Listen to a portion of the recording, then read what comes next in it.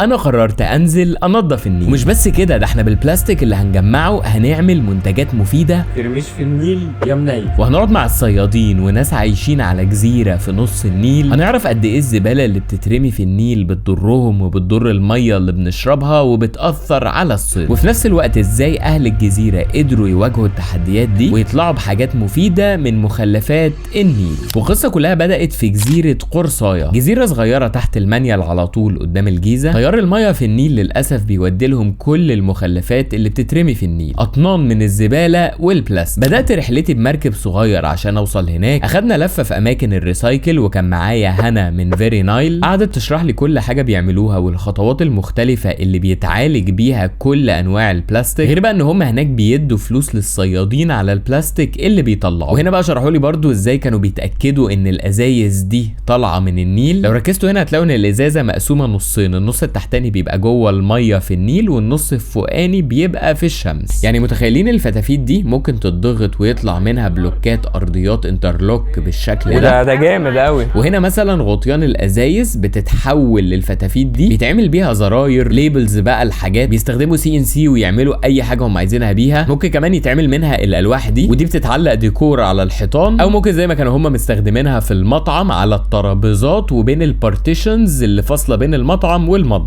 المهم بقى اتحركنا على النيل مع عم صابر، صياد في النيل ابا عن جد من وهو طفل. بدات بقى بالشبكه احاول اصطاد كل البلاستيكات والحاجات اللي مرميه، كراتين عصير، مشروبات، شامبوهات وازايز. كل ده بيعمل تلوث في النيل، كل ده بيأذي الميه، كل ده بيأذي نهر النيل. وبعيدا اصلا عن الصيد والحياه البحريه، ده يا جماعه النيل اللي احنا كلنا بنشرب منه. المهم بقى قعدنا نجمع البلاستيك وعم صابر ورانا بيصطادوا بالشبكه ازاي، وورانا كمان استاكوزا النيل. غير كده بقى شفنا اللوتس والبردي، وشفنا اكبر مشكله في النيل كله ورد النيل. متخيلين نبات يبقى عامل مشاكل اكبر من البلاستيك؟ وده عشان ورد النيل بيئته الاصليه مش النيل. ورد النيل جاي من امريكا الجنوبيه، مشكلته انه بينتشر بسرعه وبيسحب ميه كتير جدا لدرجه ان هم سموه لص المياه. اخدنا بقى البلاستيك اللي جمعناه وطلعنا على الورشه، وفرجوني على المنتجات المختلفه اللي بيعملوها، وكان في حاجات شكلها حلوه قوي تبص عليها عمرك ما تتخيل ان حاجه زي كده ممكن تبقى معموله من شويه كيس بلاستيك. بدات بقى اكوي بلاستيك عشان اعمل حاجه زي مقلمه، واخترت ديزاين في الاخر مكتوب عليه خلينا نشوفك تاني، وده عشان افضل فاكر المكان والناس وارجع لهم تاني. وطبعا بقى مش هرجع لوحدي، انا هرجع معاكم. لو الفكره والفيديو عجبوكم اعملوا لي شير وسيبوا كومنت، وهظبط يوم بقى نتجمع كلنا سوا وناخد جوله في النيل، ننظف ونعمل ريسايكل ونقضي يوم لذيذ. وفي نهايه الجوله بقى قعدت مع اطفال الجزيره، نهوا باغنيه جميله بيغنوها هناك، كلماتها بتقول: سمعنا عن سفينه غرقانه تحت اراضينا، بيقولوا فيها دهب والدهب ده اصلا فينا.